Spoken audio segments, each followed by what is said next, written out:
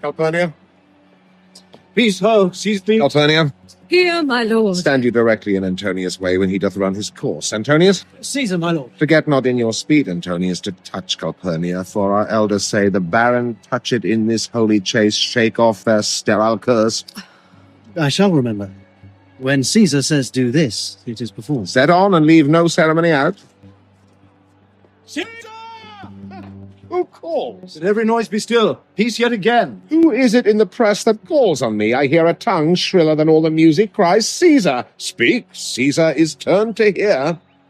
Beware the Ides of March! What man is that?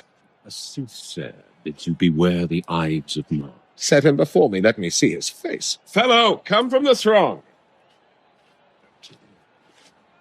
Look upon Caesar. What sayest thou to me now? Speak once again. Beware the Ides of March. He is a thief. Let us leave him. Pass.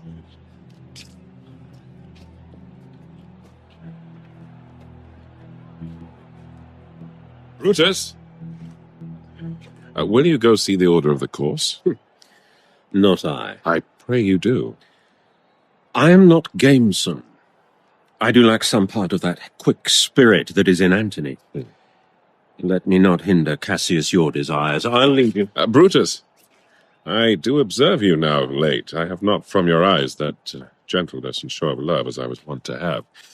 You bear too stubborn and too strange a hand over your friend that loves you. Cassius, be not deceived. If I have veiled my look, I turn the trouble of my countenance merely upon myself. Vexed I am of late with passions of some difference, conceptions only proper to myself, which give some soil, perhaps, to my behaviours. But let not, therefore, my good friends be grieved, among which number, Cassius, be you one. Nor construe any further my neglect than that poor Brutus, with himself at war, forgets the shows of love to other men. Then, Brutus, I have much mistook your passion, by means whereof this breast of mine hath buried thoughts of great value, worthy cogitations. Tell me, good Brutus, can you see your face? No, Cassius, for the eye sees not itself but by reflection, by some other thing. 'Tis just. And it is very much lamented, Brutus, that you have no such mirrors as will turn your hidden worthiness into your eye, that you might see your shadow. I have heard, where many of the best respect in Rome, except immortal Caesar, speaking of Brutus, and groaning underneath this age's yoke, have wished that noble Brutus had his eyes. Into what dangers would you lead me, Cassius, that you would have me seek into myself for that which is not in me? Therefore, good Brutus, be prepared to hear. And since you know you cannot see yourself so well as by reflection, I, your glass, will modestly discover to yourself that of yourself which you yet know not of. And be not jealous of me, gentle Brutus. Were I a common laugher, or did use to stale with ordinary oaths my love to every new protester, if you know that I do fawn on men and hug them hard, and after scandal them, or if you know that I profess myself in banqueting to all the rout, then hold me dangerous. What means this shouting? I do fear the people choose Caesar for their king. Do you fear it? Then must I think you will not have it so. I would not, Cassius. Yet I love him well. But wherefore do you hold me here so long? What is it you would impart to me? If it be aught toward the general good, set honour in one eye and death in the other, and I will look on both indifferently. For let the gods so speed me, as I love the name of honour more than I fear death. I know that virtue to be in you, Brutus, as well as I do know your outward favour. Well, honour is the subject of my story. I cannot tell what you and other men think of this life, but for my single self, I had as lief not be, as live to be in awe of such a thing as I myself. I was born free as Caesar, so are you. We both have fed as well, and we can both endure the winter's cold as well as he. For once, upon a raw and gusty day, the troubled Tiber chafing with her shores, Caesar said to me, Darest thou, Cassius, now leap in with me into this angry flood, and swim to yonder point? Upon the word, accoutred as I was, I plunged in and bade him follow. So indeed he did.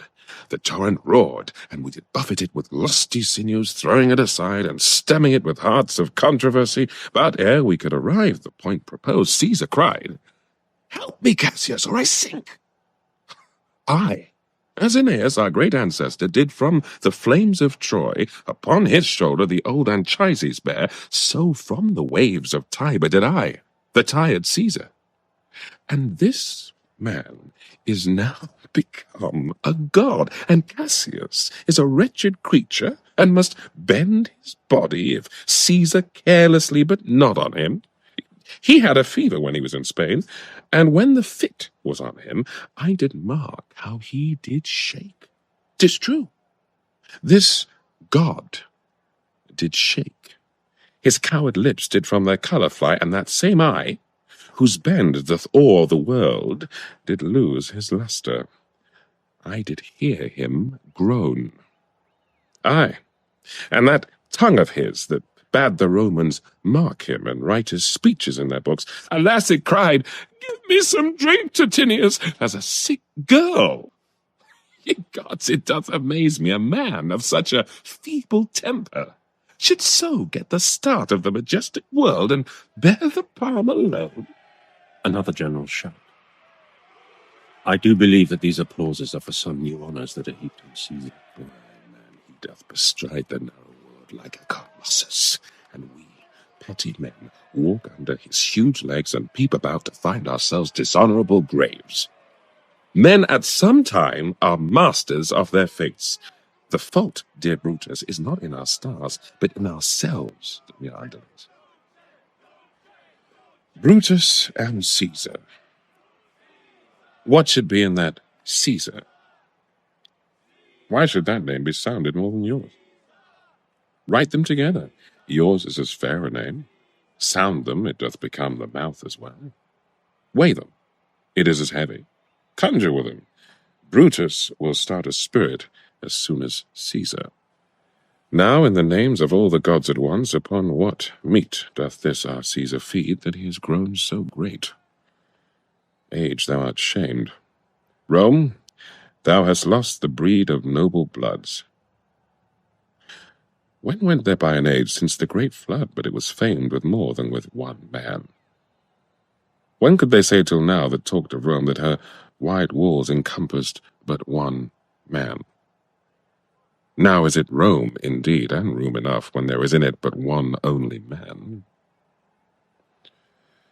Oh, you and I have heard our fathers say there was a Brutus once that would have brooked the eternal devil to keep his state in Rome as easily as a king. That you do love me, I am nothing jealous. What you would work me to, I have some aim. How I have thought of this and of these times I shall recount hereafter. For this present I would not, so with love I might entreat you, be any further moved. What you have said I will consider.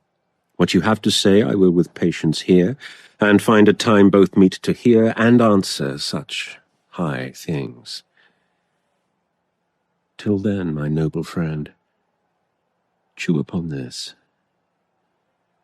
Brutus would rather be a villager than to repute himself a son of Rome under these hard conditions as this time is like to lay upon us. I am glad my weak words have struck but thus much show of fire from Brutus. The games are done and Caesar is returning. As they pass by, pluck Casca by the sleeve, and he will, after his sour fashion, tell you what hath preceded worthy note today. I will do so.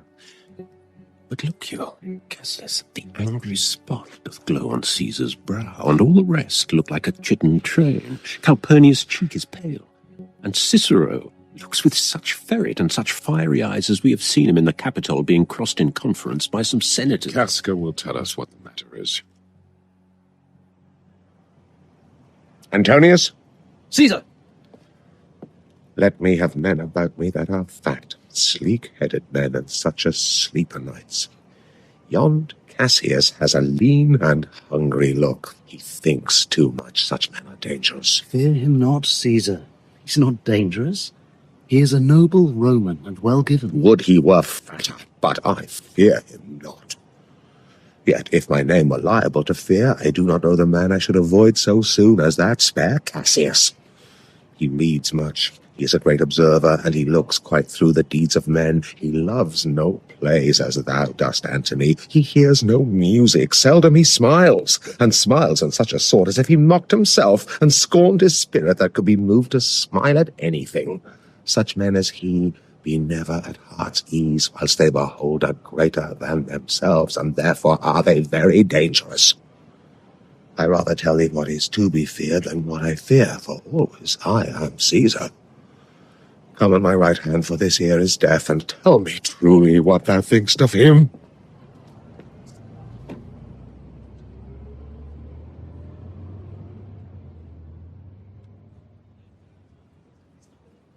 Casca.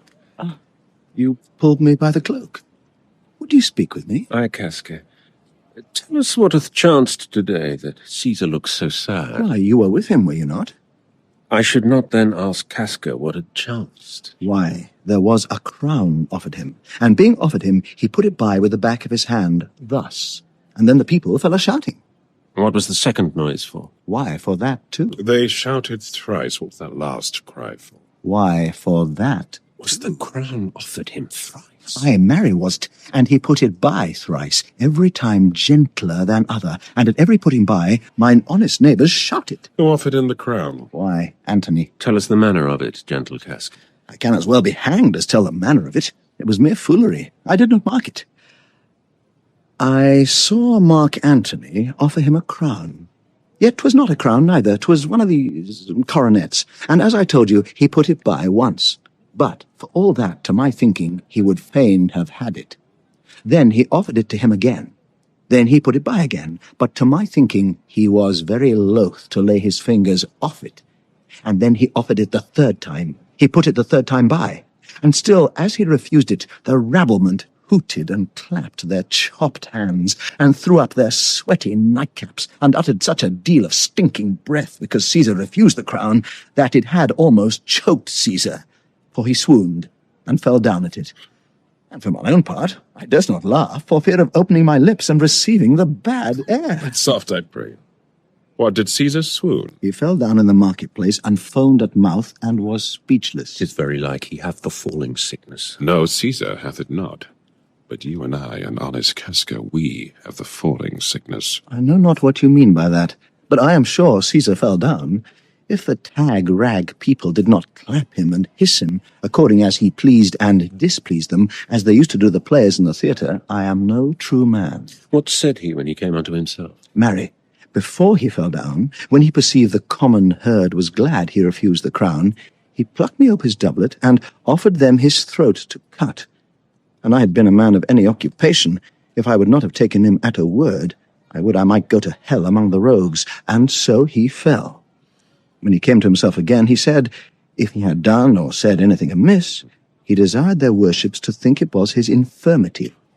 3 or 4 wenches where I stood cried, Alas, good soul, and forgave him with all their hearts. But there's no heed to be taken of them. If Caesar had stabbed their mothers, they would have done no less. And after that he came thus sad away. Aye. Did Cicero say anything? Aye. He spoke Greek. To what effect? Nay, and I tell you that, I'll ne'er look you in the face again. But those that understood him smiled at one another and shook their heads. But for mine own part, it was Greek to me. I could tell you more news, too. Marullus and Flavius, for pulling scarfs off Caesar's images, are put to silence. Very well. There was more foolery yet, if I could remember it. Will you sup with me tonight, Casca? No, I'm promised forth. Will you dine with me tomorrow? Aye, if I be alive, and your mind hold, and your dinner worth the eating. Good. I will expect you. Do so. Farewell, both. What a blunt fellow is this grown to be. He was quick-mettled when he went to school. So is he now in execution of any bold or noble enterprise, however he puts on this tardy form. This rudeness is a sauce to his good wit, which gives men stomach to digest his words with better appetite. So it is. For this time I will leave you. Tomorrow, if you please to speak with me, I will come home to you. Or if you will come home to me, and I will wait for you. I will do so. Until then, think of the world.